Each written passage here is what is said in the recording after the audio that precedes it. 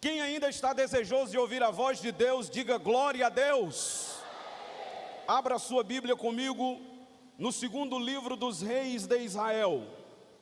Segundo livro dos reis de Israel, capítulo de número 4, versículo de número 13 a seguir.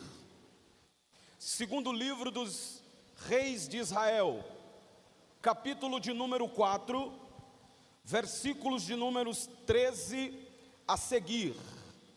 Depois que nós lermos, eu queria que você ficasse com a Bíblia aberta nesse texto.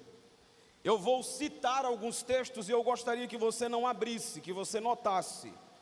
Porque se você abrir, de acordo com aquilo que Deus colocou em meu coração hoje, talvez você se perderá na exposição. Eu preciso da sua atenção nesta noite. Quem achou, segundo o livro dos reis, capítulo 4, versículo 13, diga amém. Este dissera ao seu moço, disse-lhe, eis que tu nos tens tratado com muita abnegação, que se há de fazer por ti? Haverá alguma coisa de que se fale a teu favor ao rei, ao comandante do exército? Ela respondeu, habito no meio do meu povo. Então disse o profeta, que se há de fazer por ela? Geazi respondeu, ora, ela não tem filho, e seu marido é velho. Disse Eliseu, chama-a. Chamando a ele, ela se pôs à porta. Disse-lhe o profeta, por este tempo, diga, por este tempo, daqui a 1 ano abraçarás um filho. Ela diz, não, meu senhor homem de Deus, não mintas a tua serva. Concebeu a mulher e deu à luz um filho, no tempo determinado, diga, no tempo determinado. Quando se fez 1 ano, segundo Eliseu lhe dissera. Amém. Vamos orar, feche seus olhos. Senhor, nós te damos graças, louvamos o teu nome pelo privilégio e pela oportunidade que temos de estar mais uma vez aqui em tua casa, em tua presença, para pregarmos a tua palavra e para ouvirmos o som da tua doce voz. Fala aos nossos corações esta noite, em nome de Jesus, amém, glória a Deus. Thomas Edison foi, sem dúvida alguma, um dos maiores inventores que já viveu sobre esta terra. Embora nós conheçamos Thomas Edison apenas como o inventor da lâmpada, na realidade este homem inventou muitas outras coisas. Ele era um grande inventor. Certo dia, ele quando garoto, quando criança, ele chegou em casa com um papel nas mãos e entregou à sua mãe dizendo, mamãe, o professor disse que era para entregar esse papel somente à senhora e não a ninguém mais. Eu não sei o que está escrito, veja aí. A mãe desembrulhou o papel, leu o que o professor havia escrito e com lágrimas nos olhos ela disse assim, meu filho, o professor escreveu aqui que você é um gênio e a escola não tem capacidade para comportar a sua sabedoria, e pediu que eu lhe ensinasse em casa. O tempo passou e de fato, Thomas Edison se tornou um dos maiores gênios do mundo. Só que depois que a sua mãe faleceu, ele foi mexer nas coisas da sua mãe e encontrou aquele velho e antigo bilhete.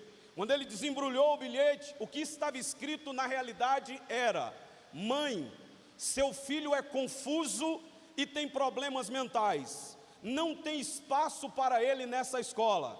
Ensine ele em casa. Moral da história. Thomas Edison só foi quem foi porque ele tinha uma mãe que conseguia enxergar nele o que ninguém mais enxergava. Oh, glória a Deus. Não aceite a opinião dos outros relacionada a seu filho, mãe. Os outros não sabem o que eles carregam. Você sabe. E se você tiver coragem de profetizar sobre a vida dele, ele vai ser infinitamente maior do que Thomas Edison. Quem crê, levante a mão e diga glória a Deus. Aleluia. Queridos, eu quero falar nesta noite com vocês sobre o tema 6 tempos na vida de uma mãe. A primeira coisa que nós precisamos entender é que o tempo na Bíblia, ele é definido de 2 maneiras. E há 2 palavras na Bíblia Sagrada, na língua grega, para definir o tempo. A primeira palavra é a palavra cronos. Diga comigo, cronos. Só mais uma vez, cronos. A palavra cronos se refere ao nosso tempo. É o tempo cronológico, é o tempo do relógio, é o tempo que marca segundos, minutos, horas, meses, dias, anos. Esse é o nosso tempo, é o tempo cronológico. Mas há uma segunda palavra que define tempo na Bíblia. Curiosamente, é esta palavra que é usada aqui no texto onde lemos. É a palavra grega kairos. Diga comigo, kairos. Kairos não é o tempo cronológico. Kairos é o tempo de Deus. Kairos é o tempo determinado. Kairos é a hora certa no relógio divino. Aqui nessa história onde nós acabamos de ler, nós vamos ver claramente o tempo de Deus invadindo o tempo dos homens. E preste atenção no que vou falar para você começar a glorificar a Deus. Deus, Ele é especialista em fazer com que o tempo dele invada o tempo dos homens. E quando o tempo de Deus invade o tempo dos homens, coisas extraordinárias acontecem. Deus não trabalha no nosso tempo. Vou começar. Deus não trabalha no relógio que está trabalhando no seu braço ou no relógio da tela do seu celular. Deus não trabalha no tempo cronológico. O trabalhar de Deus é no tempo determinado. Talvez na hora do teu relógio você tenha dito, já era para ter chegado o meu milagre. Talvez na hora do teu relógio você disse, já era para ter acontecido. Mas Deus não trabalha no seu tempo. Deus trabalha no tempo dele. Não queira receber nada de Deus no seu tempo, porque o seu tempo é inadequado. Espere o tempo de Deus, porque quando o tempo dele chegar, o tempo dele é perfeito. Ele não trabalha no nosso tempo. Esta mulher, nós vamos ver em detalhes daqui a pouco, ela esperou muito tempo para ser chamada de mãe. Ela não tinha filhos, seu marido era avançado em idade, o texto diz. Eles estavam dentro do campo da impossibilidade. Para ela, o tempo de ser mãe já havia passado. Para ela, ela nunca seria chamada de mãe. Mas veja que coisa interessante. O texto que nós estamos diante dele fala de uma mulher que não era mãe, mas quando chegou o tempo de Deus na vida dela, este texto se refere a ela por pelo menos 3 vezes como mãe. Sabe por quê, meus irmãos? Porque quando o tempo de Deus chega, Ele faz em nós aquilo que ninguém imaginava que pudesse acontecer.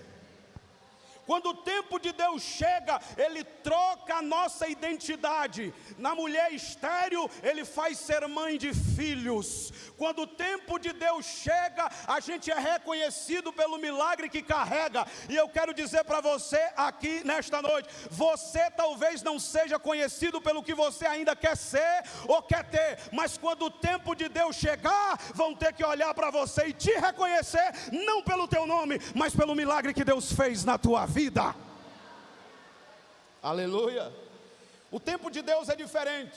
Pedro explica isso na sua segunda carta, capítulo 3, versículos de número 8 a 9. Ele diz, mas um dia para o Senhor é como 1000 anos, 1000 anos é como um dia. Aí ele diz assim, não erreis, o Senhor não retarda a sua promessa. A versão NVT, a nova versão transformadora diz, Deus não demora em cumprir a sua promessa. E aí nós poderíamos fazer a pergunta, mas irmão, por que então que eu acho que está demorando? Por que eu acho que para o tempo de Deus se cumprir na minha vida, está demorando demais? Talvez há algumas mulheres entre nós esta noite, que têm o sonho de ser mãe, e está vendo o dia passando, e está vendo os meses passando, e está vendo os anos passando, e já vai começando a olhar para a barriga e dizendo, não vai acontecer, eu já estou chegando na fase perigosa, eu já estou chegando numa idade que gerar é difícil. Deixa eu dizer algo para você, não importa o tempo, passe o tempo que passar, o Deus que gera o milagre, é o Deus que faz o milagre nascer, oh glória a Deus. Mas é diferente, irmãos, o tempo.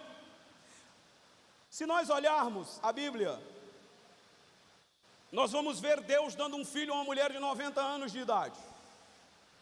E mais, Deus não apenas deu o filho a Sara, como deu a ela capacidade de amamentar. Porque quando Deus faz um milagre, Ele faz completo. Aleluia. Alguém podia dizer, o filho ela teve, eu quero ver ela amamentar. Irmão, o Deus que fez o milagre também vai dar mantimento ao milagre. Escuta, o Deus que está fazendo o milagre na tua vida hoje, Ele também vai dar mantimento ao milagre. Continue adorando, porque o tempo dele vai chegar na sua vida.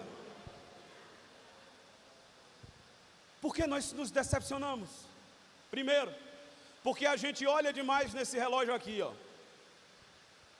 Quando a gente olha para esse relógio aqui, a gente está olhando para a nossa realidade. É incrível, irmãos. Às vezes nós pregamos uma mensagem aqui em cima, de que Deus vai fazer, de que Deus vai realizar, de que Deus vai abrir a porta, de que Deus vai fazer coisas extraordinárias, mas de repente a pessoa que está sentada aí, ela está ouvindo e está dizendo assim, mas olha a minha realidade, olha a minha situação, olha o tempo que já passou. Você sabe qual é o problema de muitos?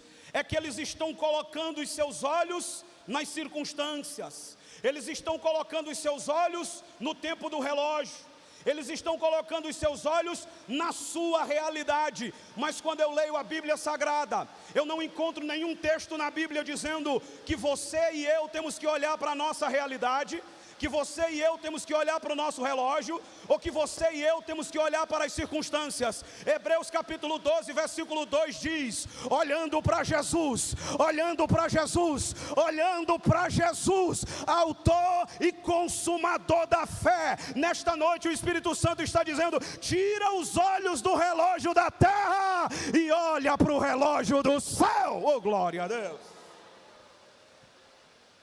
Diga comigo, o relógio do céu não se atrasa e está trabalhando. Oh glória a Deus. Porque parece que o relógio do céu parou não, o tempo é diferente lá no céu daqui para a terra, um dia como 1000 anos como um dia, mas o relógio do céu está trabalhando, mas está trabalhando em favor de quem? De você e de mim. Quem crê, levante a mão e diga glória. É, irmão, o livro do profeta Isaías, o profeta Isaías diz assim, nunca se ouviu dizer, um Deus como tu, que trabalha por aqueles que nele espera. Enquanto tu espera, Deus está trabalhando. Enquanto tu espera, Deus está agindo. Enquanto tu espera, Deus está gerando o milagre. Oh glória. A melhor coisa do mundo é quando o Kairos, tempo determinado, invade o Cronos. E eu estava preparando esse esboço em casa, meditando, puxando para lá, puxando para cá, e o Espírito Santo falou comigo tremendamente, em uma das madrugadas em que orava para pregar aqui, e ele disse assim, diga à minha igreja, o meu Kairos, tempo determinado, está invadindo o Cronos, tempo cronológico, de algumas pessoas da Igreja Batista de Vila Marcela, e aquilo que era impossível, vai acontecer, oh glória, aleluia. Eclesiastes capítulo 3, versículo 1 e 2, abre não, nota, Salomão diz, tudo tem o seu tempo determinado, e preste atenção no versículo, e há tempo para todo propósito debaixo do sol. Aí ele diz: há tempo de nascer e tempo de morrer, há tempo de plantar e há tempo de colher. Preste bem atenção. Há tempo para tudo, e o objetivo do tempo determinado é o propósito. Você vai ter uma dificuldade de me ouvir por conta da chuva, mas me escuta, preste atenção. Existe um tempo para tudo, e o tempo é a preparação para o propósito. Porque tem um tempo determinado, mas há tempo para todo propósito. Escuta, ninguém viverá o propósito sem passar pelo tempo. Tem gente querendo viver o propósito, mas não quer passar pelo tempo. Quem não enfrenta o tempo não vive propósito. É por isso que nesta noite o que Deus está dizendo aos nossos corações é: não reclama do tempo. O tempo é uma preparação para um propósito. Quem olha para o tempo desanima, mas quem olha para o propósito continua firme na presença de Deus. Ei, diz para alguém aí: o propósito de Deus está se cumprindo na tua vida. Espera mais um pouco. Eita, glória a Deus. Ainda bem que a igreja está dando glória, mas se a igreja não der glória, a chuva dá, né? Queridos, entendendo que o tempo é uma preparação para o propósito, e que esta mulher vai ter que viver esse tempo de espera, nós temos que aprender 3 coisas relacionadas ao tempo. Quantas coisas? Quantas? Número 1, o tempo é necessário para o aperfeiçoamento. Ninguém será aperfeiçoado se não passar pelo fator chamado tempo. Existe uma frase no mundo que diz: a prática leva à perfeição. Eu completo: mas a prática exige tempo. Porque o povo só cita a primeira parte. A prática leva à perfeição, beleza. Só que eu tenho que entender uma coisa: para que eu chegue à perfeição, eu tenho que praticar. E para eu praticar, eu preciso investir tempo. E o tempo, irmãos, ele em segundo lugar, ele precisa ser respeitado. Preste atenção. Quem não respeita o tempo, não obterá bons resultados. Quem não respeita o tempo, não vai chegar em lugar nenhum. Quem não respeita o tempo, não viverá o propósito. Só para você ter uma ideia, eu estava conversando com o Anderson quinta-feira passada aqui na igreja, e nós éramos sabotados pela aparência. Às vezes nós somos sabotados pela aparência, por não respeitar o tempo. A gente gostava de pegar manga em um terreno abandonado, e a gente não respeitava o tempo do amadurecimento da fruta. A gente olhava para a fruta e ela estava de um lado amarela e do outro lado verde. Aí a gente olhava para aquilo ali e dizia assim: está madura, olha como ela está amarela. Só que não era tempo para ela amadurecer. Eu precisava esperar o tempo. Tá, irmão, mas por que ela estava amarela? Porque na realidade ela estava tendo contato muito forte com o sol.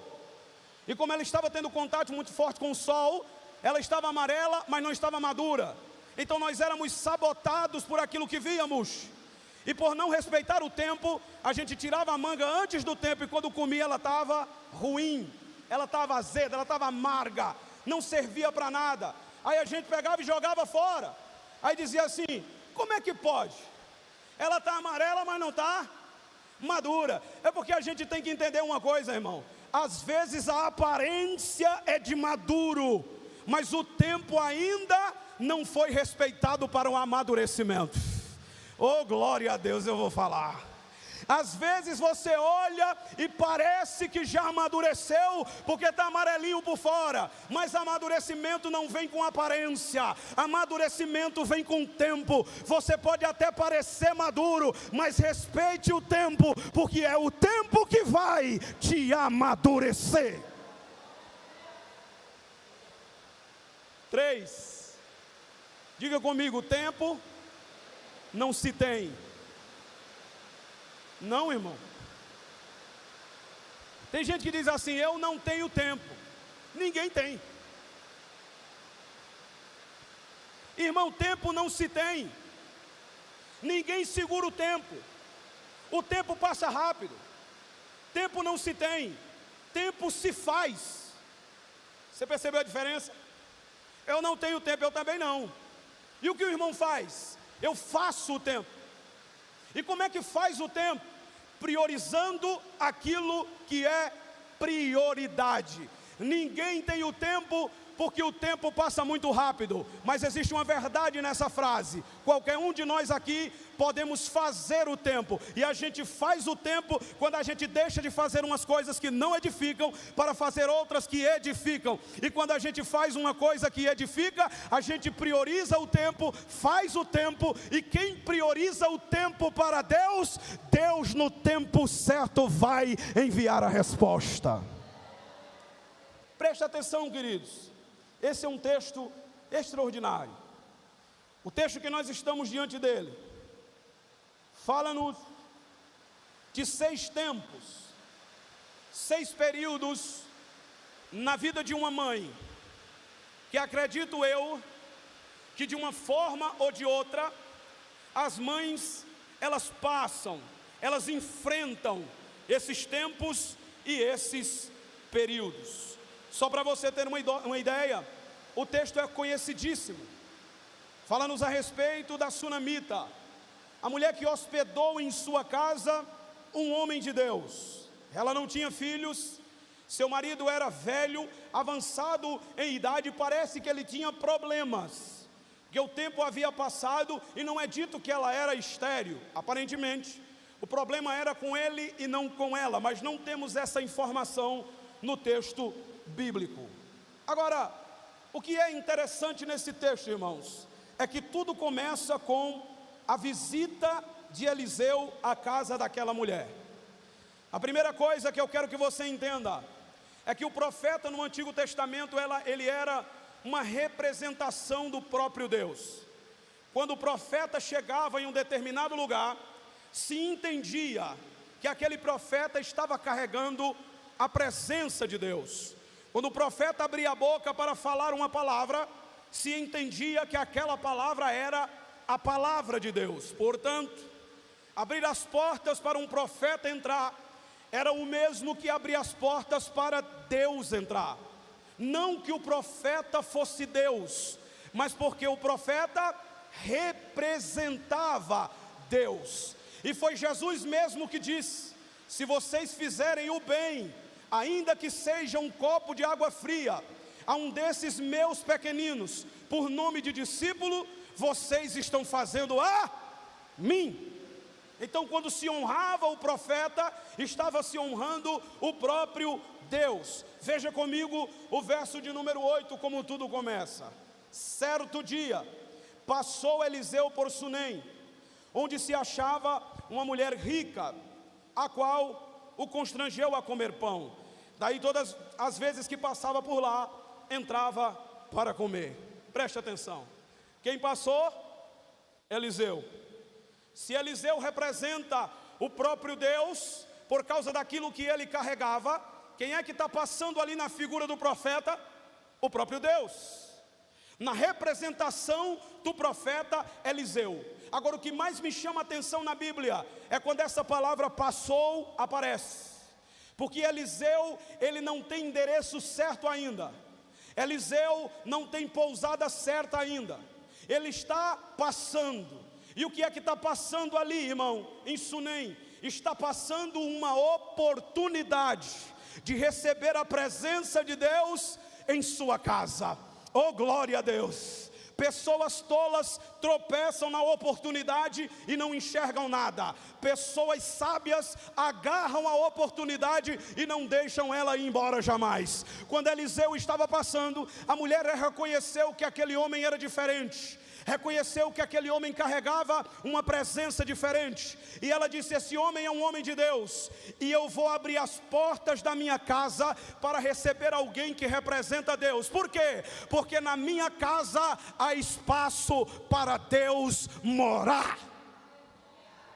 Para viver o milagre de Deus na nossa vida, irmãos, para experimentar as coisas extraordinárias de Deus, nós temos que entender que a nossa casa, ela tem que ser aberta para que a presença de Deus tenha acesso para entrar lá. Deixa eu dizer algo para você nesta noite. Estava passando naquela noite o profeta Eliseu. Ele era a oportunidade do milagre, ele era a oportunidade de fazer aquela mãe gerar um filho. Mas nesta noite, quem está passando aqui no meio desta igreja é o leão da tribo de Judá.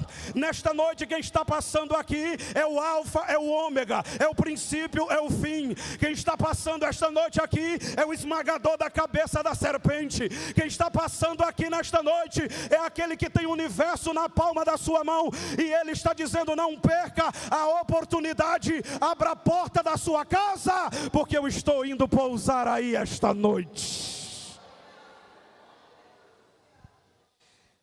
Ela é experiente, ela vai e constrange o profeta, diz o verso 8. Por que ela teve que constranger, irmão? Porque tinha muitos falsos profetas. Muitas pessoas naquela época já eram falsos profetas e se aproveitavam das mulheres ricas para extorquí-las. Eliseu, sabendo disso, ele tem medo de aceitar de primeira mão o convite, e a mulher achar que ele estava indo ali para se aproveitar dela. Então o que ele faz? Ele diz: não, eu estou bem. E ela constrange, e ela força: não, vamos lá, vamos comer pão na minha casa, tem espaço para você na minha casa, eu sei quem você carrega. Aí a palavra de Deus nos diz que Eliseu aceita o convite daquela mulher e vai para lá. E o texto diz: todas as vezes que o profeta por ali passava, ele pousava na casa daquela mulher. Sabe o que é que essa mulher está dizendo aqui, irmão? Ela está dizendo: os meus recursos não são meus, os meus recursos são para investir no reino de Deus. Os meus recursos não são para ficar guardado em um banco somente, os meus recursos são para ver o reino de Deus avançar. Sem saber, aquela mulher estava semeando no solo espiritual. E segura, quem semeia no solo espiritual pode se preparar, no tempo da colheita vai colher em grandes quantidades. Ela não fez por interesse, ela não fez porque queria receber um filho, vamos já ver isso. Ela fez porque ela reconheceu quem era Eliseu. Hoje pela manhã, na oração, eu falei sobre conhecer e reconhecer. Há uma diferença monstruosa. Conhecer é saber quem é a pessoa. Conhecer é ter informações sobre. Reconhecer é honrar. Tem gente que nos conhece, mas não nos reconhece. Tem gente que nos conhece, mas não valoriza. Tem gente que nos conhece, mas não honra. Então conhecer é saber quem é. Reconhecer é honrar, é valorizar, é abrir porta, é abençoar. Essa mulher está dizendo: eu conheço o profeta, mas eu não quero apenas conhecer, eu quero reconhecer, eu quero honrar. Irmão, deixa eu dizer uma palavra para a igreja aqui esta noite. A honra é uma semente poderosa. Quem semeia a semente da honra será honrado por Deus. É uma semente poderosa. Ela abre a porta, o profeta entra, se alimenta, come. Mas ela diz: é pouco, porque quem tem o coração bom não se contenta em fazer pouco, faz mais. Irmão, deixa eu dizer algo para você. Eu vou chegar no milagre, mas sabe por que essa mulher viveu um milagre? Porque essa mulher sabia reconhecer um homem de Deus na sua casa.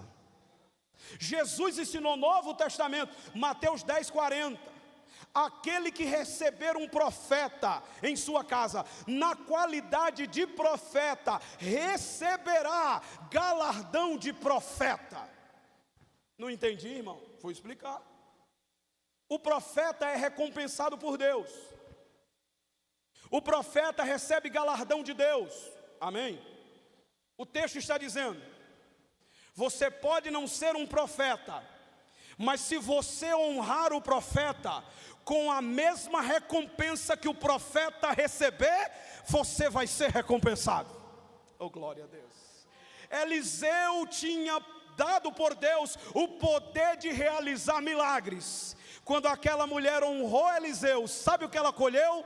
Milagres. Ou seja, ela experimentou na vida dela o poder que estava sobre Eliseu. Eu quero dizer para você aqui nessa noite: honre os homens de Deus que são autoridades sobre você, honre as mulheres de Deus que são autoridades sobre você, porque aquilo que está sobre eles vai vir em forma de bênção sobre a sua vida. Quem acredita aí, irmão? Diga glória a Deus. E sabe o que eu acho bonito de Eliseu? Ele não pede. Porque o homem de Deus não obriga ninguém a dar nada a ele. Homem de Deus não obriga ninguém a reconhecer ele. Homem de Deus não obriga ninguém a honrar. Homem de Deus faz a obra de Deus. E enquanto o homem de Deus vai fazendo a obra de Deus, Deus vai levantando sunamitas com coração grato para honrar esses homens e mulheres na terra. Oh, glória a Deus. Então ela estava honrando, mas ela disse: é pouco. Versículo de número 9. Ela vai para o marido dela. Tinha tanta coisa para falar, irmão, mas o tempo não dá. Essa mulher vai ser mãe, mas ela é uma esposa extraordinária. O texto diz que ela era rica, dá a entender que tudo estava nas mãos dela. Ela poderia muito bem fazer o quarto para o profeta sem falar com o marido. Por que ela falou com o marido? Porque ela entende: eu tenho dinheiro, eu tenho riqueza, mas eu não sou autoridade. A autoridade aqui é meu marido. Porque tem mulher aí, irmão, que ela é submissa enquanto não trabalha. Ela é submissa enquanto ela está vivendo do sustento do marido, mas quando ela começa a trabalhar e às vezes ganha até mais que o marido, ela não quer ser submissa. Deixa eu explicar isso para ninguém sair daqui com dúvida. Submissão não é ser humilhada, submissão não é ser pisada, submissão não é ser envergonhada pelo marido. Submissão é estar ao lado do marido, cumprindo uma missão, entendendo que ele vai na frente e você vai do lado ajudando ele. Isso é submissão. Só isso. O que as feministas dizem aí é outra coisa. Mas veja bem, ela vai conversar com o marido e diz: eu vejo que este homem que passa por nós é um santo homem de Deus. Aí ela diz, versículos 10 e 11: vamos fazer aqui um quarto para ele. Sabe o que ela está dizendo? Na minha casa, eu não quero que o representante de Deus visite. Na minha casa, eu não quero apenas que Deus visite. Na minha casa eu quero que Deus more. Oh, glória a Deus. Tem gente que quer as visitas de Deus. Ele vem, dá milagre, vai embora. Ele vem, entrega a bênção, vai embora. Mas o verdadeiro adorador, ele não se contenta com visita. Ele quer que Deus more, habite, se estabeleça dentro da sua casa. Porque se ele visitar, ele faz. Mas se ele morar lá dentro, nada de ruim pode acontecer. E se acontecer, ele resolve. Porque ele é o Deus que habita dentro da nossa casa. Deixa eu dizer isso para você. Não saia daqui hoje sem abrir a porta da sua casa para Deus morar. Não saia. Não saia. Irmãos, ela coloca lá 4 móveis. Quantos móveis? Quais são eles? Cama, mesa. 4 móveis. Esses 4 móveis aqui, simbolicamente, eles significam 4 coisas: cama, lugar de descanso, lugar de paz, lugar de intimidade. Na tua casa e na minha casa não pode faltar descanso, não pode faltar paz e não pode faltar intimidade. Número 2, ela bota lá uma mesa. Mesa é símbolo da comunhão com Deus e com os familiares. Na minha casa, na tua casa, não pode faltar comunhão com Deus e nem comunhão uns com os outros. E se tiver alguém aqui brigado com o marido, brigado com a esposa ou brigado com os filhos, nesta noite é noite de reconciliar, porque a tua casa é casa de comunhão. 3, cadeira. Cadeira é lugar de honra. A pior coisa do mundo em uma família, irmãos, É uma família vivendo num ambiente de desonra. Honre sua mãe, honre seu pai, honre sua mulher, honre seu esposo, honre seus filhos, porque a nossa casa não é lugar de bagunça, a nossa casa é lugar de honra. Oh, glória a Deus. E qual é o outro, irmão? Lamparina ou candeeiro, símbolo do fogo do Espírito Santo e símbolo da presença de Cristo. A lamparina aqui, ela não era assim elétrica, ela era alimentada pelo gás, pelo azeite, e acendia-se um fogo que iluminava. Lá vai. Na tua casa não pode faltar o fogo do Espírito Santo.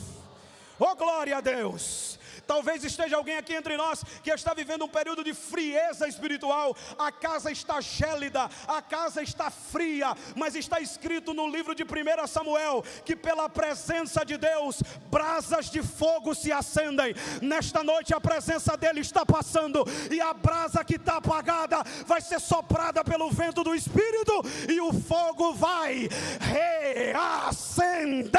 Só quem crê aí, diga glória a Deus.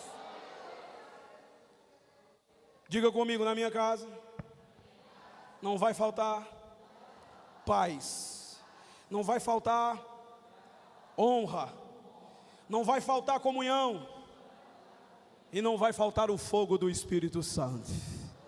Oh, glória a Deus.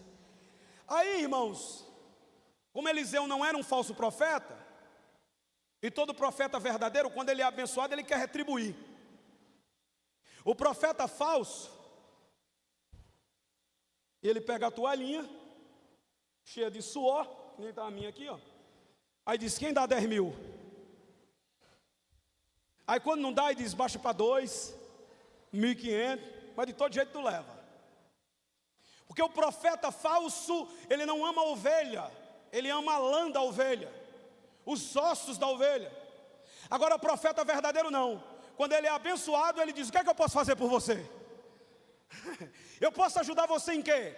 Porque o profeta verdadeiro, ele não quer o que você tem, ele quer entregar a sua alma na presença de Deus. Ele quer que você seja servo de Jesus e não dele.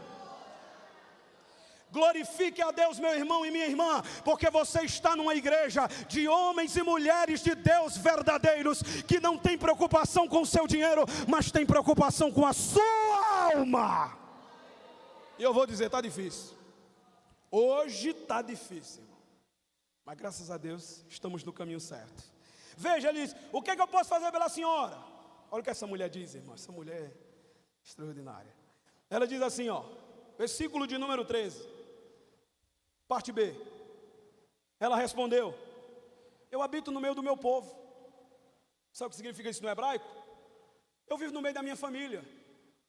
Eu não preciso de nada. Ela está dizendo assim: eu não fiz para receber em troca, profeta.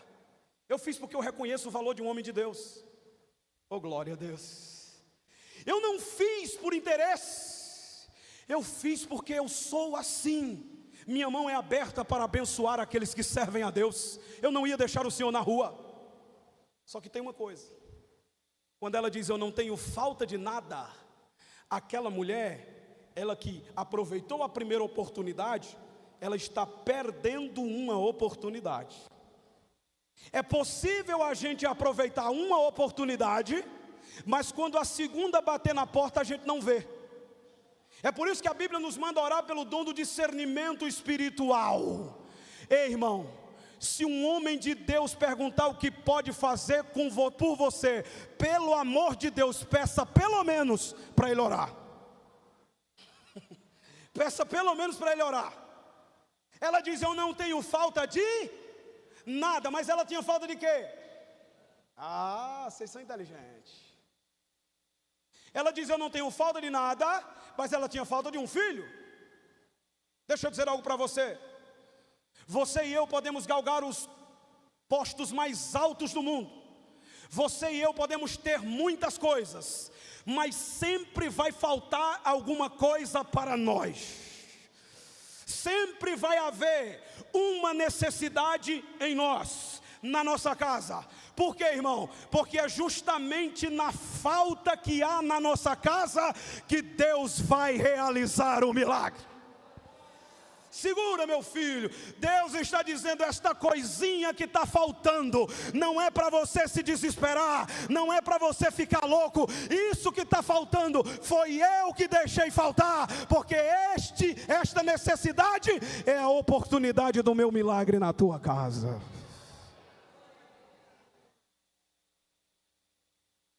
Aleluia. Queridos, ela diz: eu não tenho falta de nada. E o Espírito Santo me revelou uma coisa tremenda. Por que ela não disse que tinha falta do filho? Ela não disse que tinha falta do filho, em primeiro lugar, porque para ela, o filho não havia mais possibilidade de vir. Entendeu agora? Irmão, mas ela nem falou do filho? Não. Por quê? Porque na ótica dela, ela tinha dito assim: eu não vou nem falar do filho. Meu marido é velho, o tempo já passou, o tempo já foi embora, então não adianta mais eu nem sonhar com o filho. Deus me trouxe aqui para dizer a você nesta noite: comece a tirar da gaveta os seus sonhos, porque o tempo pode ter passado para você, mas não passou para Deus. No tempo certo, Deus ainda vai realizar os teus sonhos. Ela não sonhava mais com a criança, irmãos. Ela não se via mais como mãe. É por isso que ela nem diz ao profeta: eu tenho uma necessidade. Mas Geazi era complicado, irmão. O bicho era observador. Ele disse: olha, Eliseu, eu descobri que ela não tem filho não. Às vezes o fofoqueiro é bom, né, irmão? Né? Tem hora que o fofoqueiro é ruim, quando ele calunia. Mas quando ele traz informação, ó, é bom. Porque tem hora que o fofoqueiro, ele é só fofoqueiro, mas tem hora que ele é informante. Aí quando ele é informante é bom. E tem desse na Bíblia? Tem. Paulo diz: eu fiquei sabendo do problema da igreja de Corinto pelos da família de Clói. Eles eram observador, e eles eram os olhos de Paulo na ausência na igreja de Corinto. Ajudou, porque Paulo escreveu uma carta e corrigiu os erros. Aí Geazi, ele diz assim: eu estou observando ela. E vocês sabem que Geazi gostava de dinheiro, sabe, né? Lembra de Naamã? Naamã saiu e disse: eu vou lá agora. O profeta não quis, mas eu quero. O profeta não pegou, mas eu pego. Geazi gostava de dinheiro, ele estava observando aquela mulher pelo dinheiro que ela tinha. Aí beleza, ele está aqui e diz: olha, eu descobri uma coisa. Olha o que ele sabe, versículo 14: ela não tem filho e seu marido é velho. Informação completa. Ele sabe que ela não tem, e ele sabe o porquê ela não tem. Eu disse que eu precisava dar sua atenção hoje. Segura.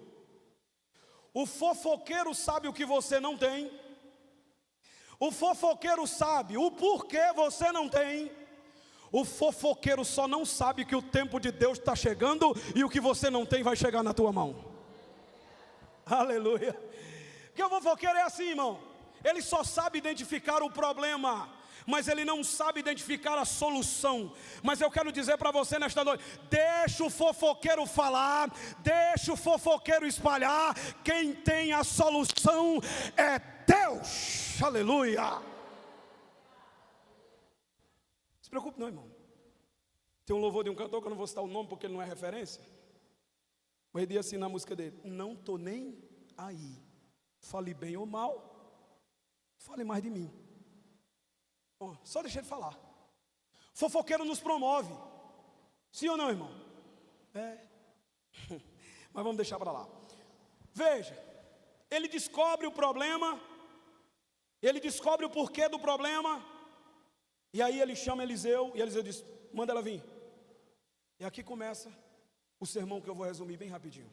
6 tempos na vida de uma mãe. Primeiro tempo, diga comigo: tempo da promessa.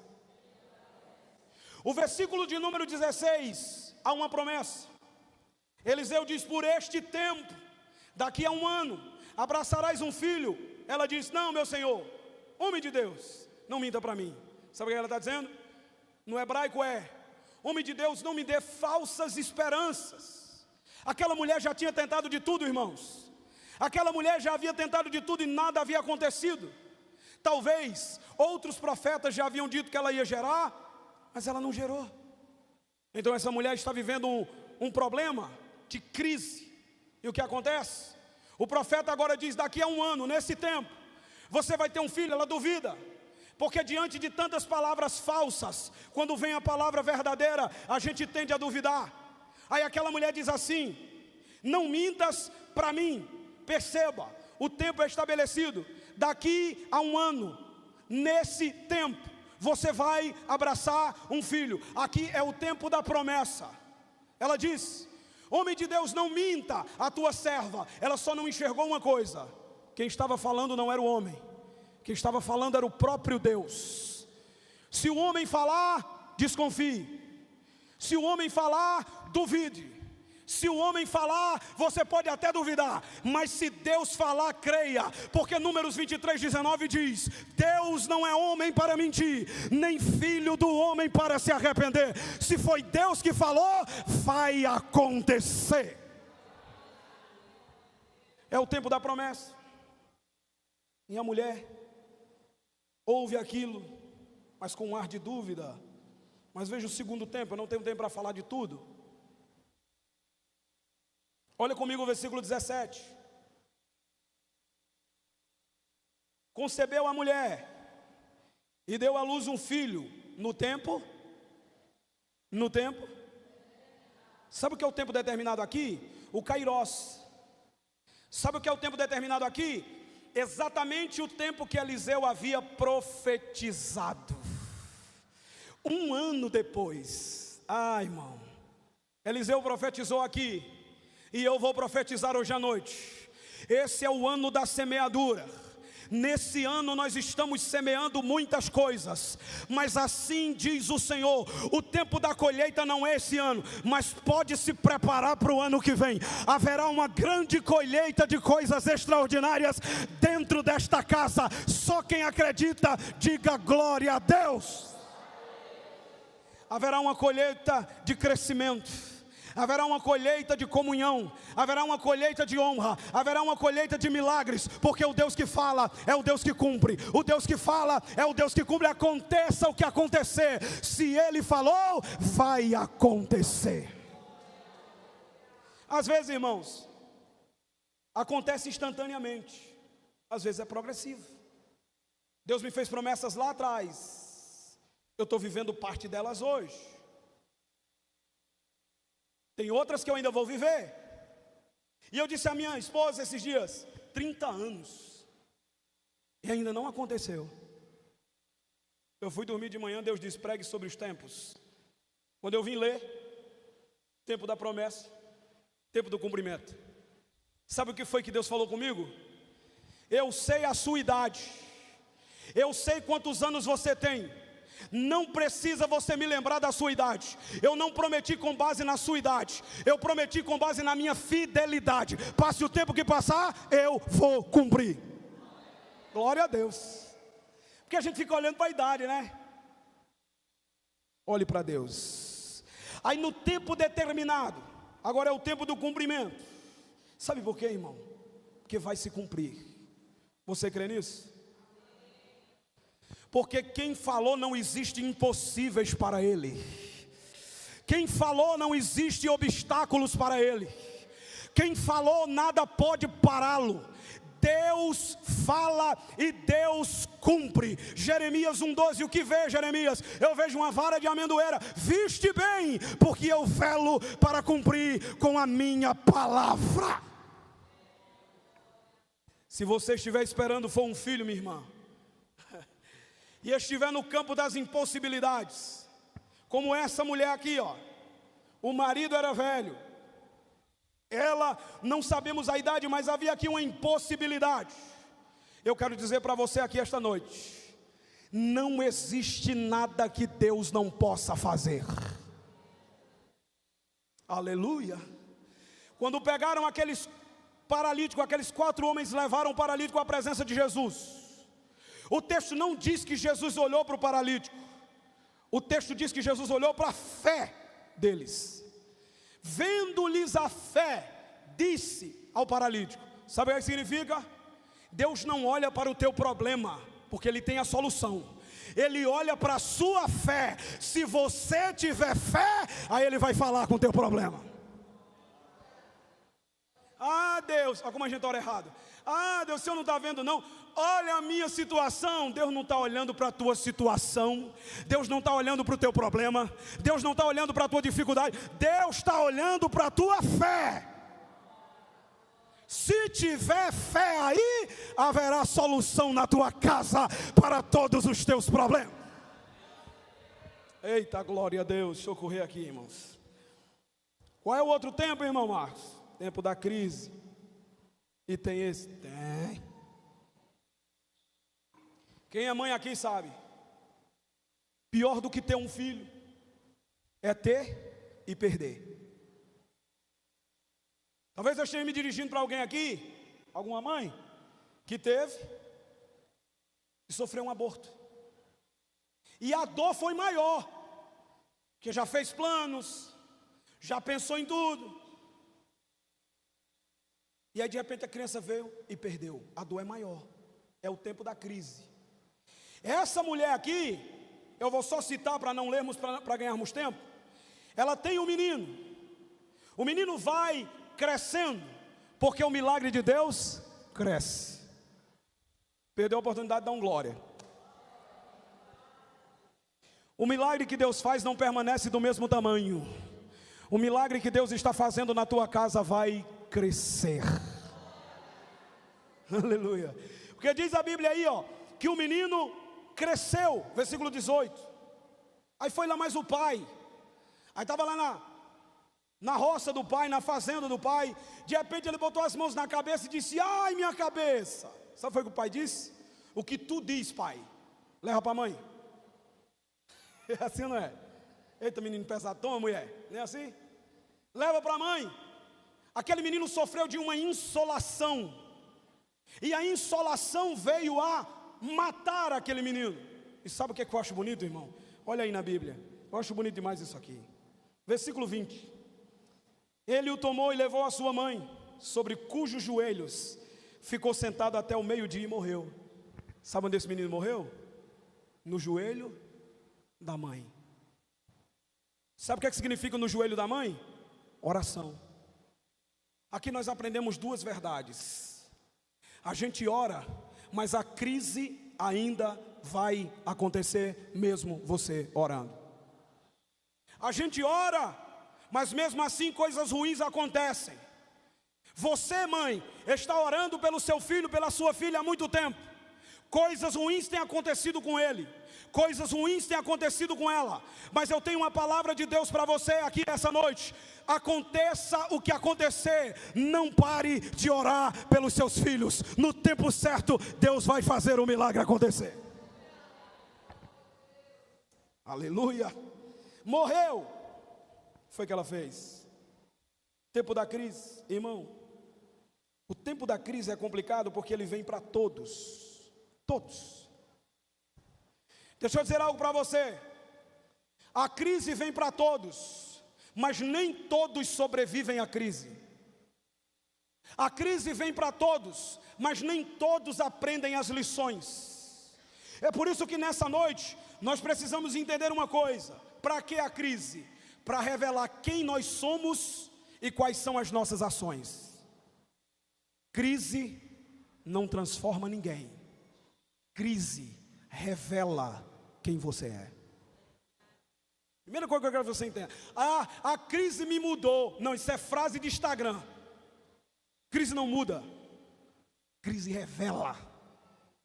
Quando a crise bateu na porta dessa mulher, revelou quem ela era. Sabe quem ela era? Uma mulher que sabia lidar com problemas. O filho morreu. Ela pegou o filho, colocou dentro do quarto, está no texto, fechou a porta. Sabe o que é que essa mulher está me ensinando? No tempo da crise, não exponha seu problema para todo mundo, porque nem todo mundo sabe lidar com a tua crise. Sabe o que ela fez? Entrou no quarto, fechou a porta, deixou o menino morto lá e foi buscar o profeta. Jesus ensinou, Mateus capítulo 6, versículo 6, quando tu for orar, entra no teu quarto, fecha a tua porta, ora ao teu pai que vem em secreto, e teu pai que vem em secreto te recompensará. Não conta a tua crise para todo mundo, porque nem todo mundo tem sabedoria para te dar um conselho. Conta para Deus, Deus tem a palavra certa, na hora certa para você. Segundo, o que é que essa mulher faz, irmão? Essa mãe, na crise, ela revela uma outra atitude. Ela chega no marido de novo, submissão. Ei, meu velho, sim, ajeita o jumento aí, tudo aí, que eu vou atrás do profeta. Aí diz assim, mas não é lua nova, não é dia de festa, você vai lá hoje por quê? Ela diz assim, vai tudo bem. Se meu marido não tem solução, eu não vou preocupar ele. Quer ver, o marido chega em casa cheio de problema, aí a mulher sabe que ele não tem a solução, e buzina, aí fica doido ele, e deixa eu dizer algo para você, um homem perturbado é pior do que uma mulher. É ou não é, irmãos? A mulher tem mais calma, a mulher é mais equilibrada, o homem fica doido, logo doido. Ela disse, meu marido não vai resolver, mas eu sei quem pode. E se eu sei quem pode, eu não vou nem perder tempo contando para o meu marido. Eu vou lá buscar a solução onde eu sei que tem. Deixa eu dizer algo para você essa noite. Não importa as crises que a gente vai ter que passar, irmãos, a gente sabe aonde tem a solução da crise. Deixa a crise vir, Jesus tem a solução. E aí, irmão, 24, olha o que a crise revela dessa mulher. Ela muda no jumentinho velho e diz assim, ó, não se detenha, não pare, não saúde ninguém, vai embora, não se detenha. Sabe o que é que essa mulher está ensinando aqui? Essa mãe? Em tempo de crise não pare de andar. Oh, aleluia! Em tempo de crise não pare de caminhar. Porque no tempo da crise a gente quer parar. No tempo da crise a gente quer estacionar, no tempo da crise a gente quer desistir. Deus não te chamou para você desistir, Deus não te chamou para você parar, Deus vai lhe fazer andar. Não pare até encontrar a solução do seu problema. Para não, bora. Não, mas vai embora. Está escrito no livro dos Salmos, aquele que leva a semente andando e chorando. Diga comigo, andando e chorando. Me permita aqui, pastor. Você está com a semente aqui, ó, na mão. O caminho é árduo, é difícil, é tão difícil que ele chora. Mas tem duas coisas que acontecem: ele nem larga a semente e nem para de andar. A semente é a palavra. Deus está dizendo, aconteça o que acontecer, ainda que você esteja chorando, não largue a palavra e continue andando. Não largue a palavra e continue andando, porque aqueles que andam e choram voltarão colhendo os feixes com alegria. Eu profetizo nesta noite, o tempo da colheita está chegando.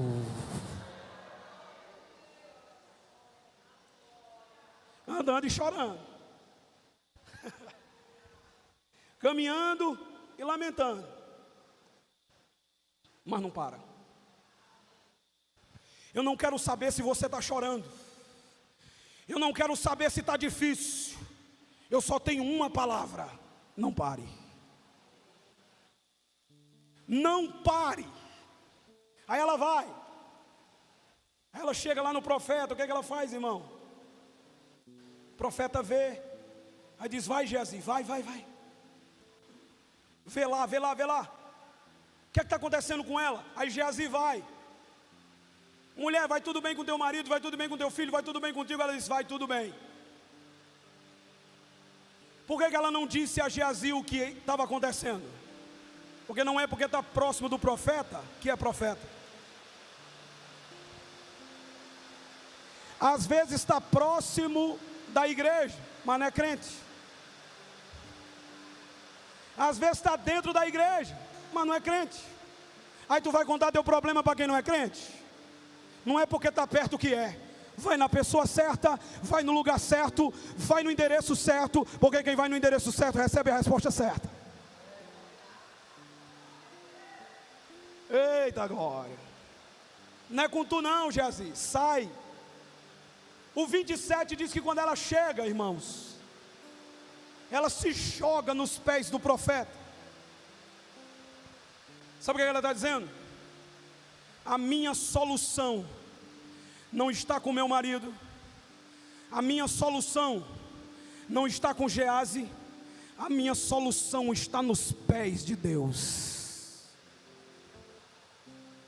Sua solução está nos pés de Deus. Fica lá, chora lá, apresenta lá, porque Deus é especialista em enxugar lágrima. Aleluia. Chora lá. Aí, profeta diz: não tira ela não, porque Geazi quis tirar, né? Geazi não era, ainda queria tirar quem era. Mas tinha coisa. Geazi não era, mas queria tirar quem era. Aí ela disse: não, deixa eu aqui. Aí o profeta disse: deixa ela aí. Deus não me revelou nada, deixa ela aí. O que foi? Eu não pedi filho, Senhor. O Senhor me enganou. O menino morreu. Aí o profeta diz: vai, Geazi, vai na frente. Tu corre mais do que eu. Vai lá. Pega o meu bordão. Coloca sobre o menino, para ver o que acontece. Aí a mulher diz assim: ó, se o Senhor não for comigo, eu não me levanto daqui. Oh, glória a Deus. Irmão, não siga quem não tem autoridade do céu. Não siga quem não é representante de Deus na terra.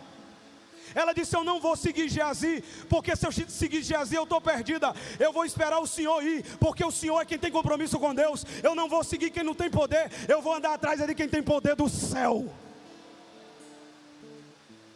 Deixa eu sintetizar aqui. Quarto tempo, tempo de milagre. Só vou mencionar: a criança ressuscitou, versos 33 a 37. Quinto tempo, tempo das perdas. Agora eu quero que você abra aí capítulo 8, versículo 1, estou terminando.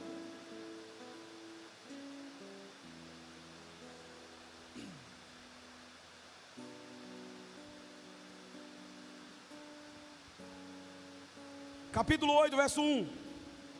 Falou Eliseu àquela mulher cujo filho ele restaurara a vida, dizendo: levanta, vai com os de tua casa, mora onde puderes, porque o Senhor chamou uma fome, a qual virá sobre a terra por 7 anos. Agora é o tempo da perda, irmãos. Ela vai perder tudo que ela construiu, mas ela vai perder para não morrer, porque ela tem que perder para não morrer de fome. Deus me manda te dizer nessa noite: às vezes você vai ter que perder para não morrer. Perda aquela amizade, mas não morra espiritualmente. Perda aquela pessoa, mas não morra espiritualmente. Perda aquele emprego, mas não morra espiritualmente. Perda aqueles bens, mas não morra espiritualmente. Às vezes é preciso perder para não morrer. Mas deixa eu dizer algo para você essa noite: tudo aquilo que você perdeu, Deus é poderoso para trazer de volta e colocar na sua mão. Aí vamos para o último tempo para eu terminar. Tempo da restituição. Quem crê aí que Deus é o Deus da restituição? Nós não podemos exigir que Deus nos restitua nada, porque tudo é dele. Mas Ele é o Deus da restituição.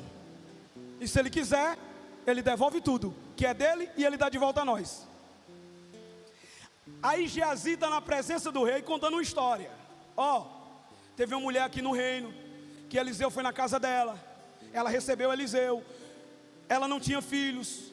O profeta profetizou, o filho dela nasceu. Depois o filho morreu e o profeta orou e o menino dela ressuscitou. Aí a Bíblia diz: na hora que ele estava contando a história da mulher, a mulher entrou. Você não entendeu? A mulher entrou lá no tempo certo, na hora certa, porque quando Deus age no tempo certo. Na hora certa a porta vai abrir e tu vai entrar lá dentro e vão estar falando de você, dizendo: oi, quem é? Bota ele, bota ela. Chegou aquele que eu estava falando. Aí saiu a mulher. Isso é a senhora. Olha comigo aí, irmão. Versículo 6. Interrogou o rei a mulher, e ela lhe contou tudo. Então o rei lhe deu um oficial, dizendo: faze restituir-lhe tudo quanto era seu. Oh glória! E todas as rendas do campo, desde o dia em que deixou a terra até agora. Faze restituir. Vou terminar agora. Existem 6 referências à restituição na Bíblia, e eu vou mencionar aqui, e você vai dar um glória, porque é o que Deus vai fazer na sua vida. A primeira vez que a palavra restituição aparece na Bíblia é Gênesis 20, versículo 7 e Gênesis 20, versículo 14. É quando a esposa é restituída ao marido. Lá vai. Sabe o que significa? Vai haver restituição no teu casamento. Eu teria dado um glória mais forte, porque o casamento é o alvo de Satanás. Satanás quer destruir casamento, Satanás quer separar marido e mulher, mas nesta noite Deus está dizendo: eu vou restituir casamentos nessa noite.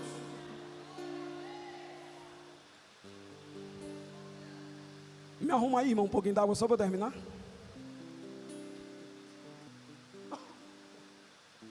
Vamos lá. Segunda vez que a palavra restituição aparece na Bíblia, Gênesis 40, 21, 41 e 13. É quando o cargo do copeiro é restituído a ele. Sabe o que é que Deus está dizendo para alguém aqui essa noite? Aquele emprego que você perdeu, aquela posição que você perdeu na empresa, eu vou restituir. Tem mais. Deuteronômio capítulo 22, versículo 2. Juízes 11, versículo 13.